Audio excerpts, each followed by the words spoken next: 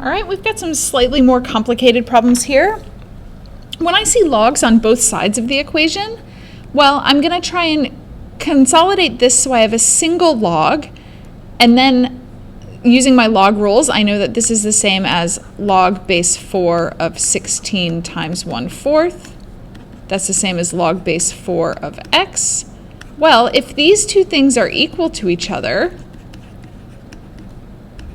that must mean that these quantities inside are equal to each other, so x must be 4. This problem is repeated from above. We're going to get rid of that. Okay.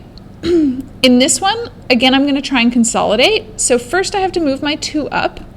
So log base a of 3 squared is 9, plus log base a of 5. Again, use my log rules.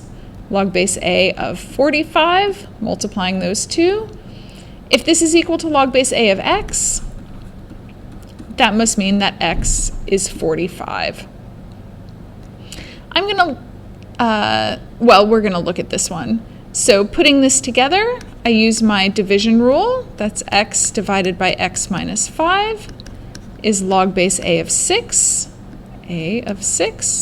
So x over x minus 5 must equal 6. And now I trust that you can solve this. 6 times x minus 5. So that's going to be 6x minus 30. Move the x to this side. 5x equals 30. So x is 6. And making sure that this works, if I plug in 6, that's okay. Plug in 6, that's okay. Remember, always checking our answers to make sure that they work. All right, so we've got one that looks slightly more complicated. This, I've got my log is squared, so I'm going to square root both sides, but that means that log base 2 of x can either equal 2 or log base 2 of x could be negative 2. Remember, logs equal exponents. Exponents can be positive or negative, so I get 2 potential answers here. So using my exponent rules, x must be base exponent, 2 squared, which is 4, or 2 to the negative 2. I would get that x is 2 to the negative 2, which is 1/4. All right, 2, if I plug in my 1/4, log base 2 of 1/4 is negative 2. Negative 2 squared is 4, so it works out. This one is a nice one because now I'm going to end up with a quadratic. Equals 2. Again, I have only a single log, so I'm going to use my exponent rules. X squared minus 8x equals 3 squared, base exponent.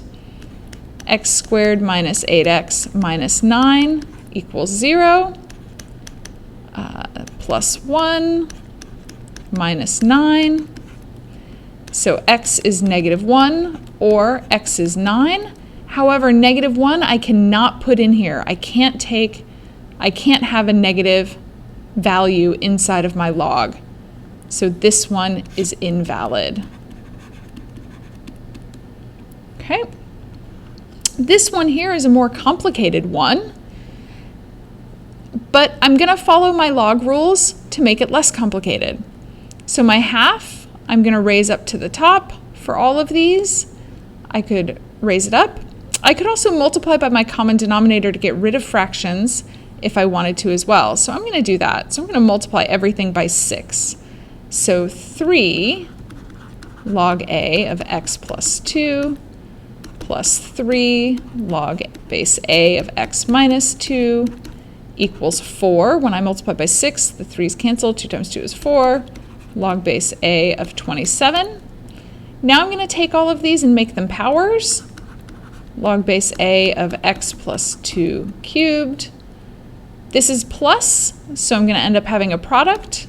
X minus 2 cubed equals log base a of 27 to the 4th. Now that I have a single log, so all of this is inside of my log. Single log on both sides, I can make them equal to each other. So I'm going to end up with x plus 2 times x minus 2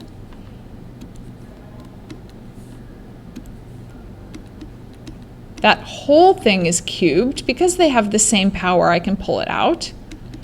Equals 27. Well, 27 is the same as 3 cubed. So 3 cubed to the 4th is the same as 3 to the 4th cubed. Well, this must mean that x plus 2 times x minus 2 is the same as 3 to the 4th. So x squared minus 4, that's x plus 2 times x minus 2, is equal to 3 to the 4th.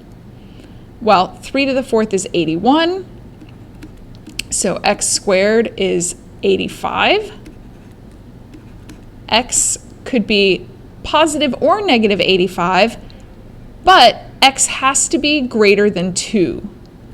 So x is square root of 85 as x greater than 2. So we don't have the negative root 85 because it would be an invalid answer as well. All right, nice problem.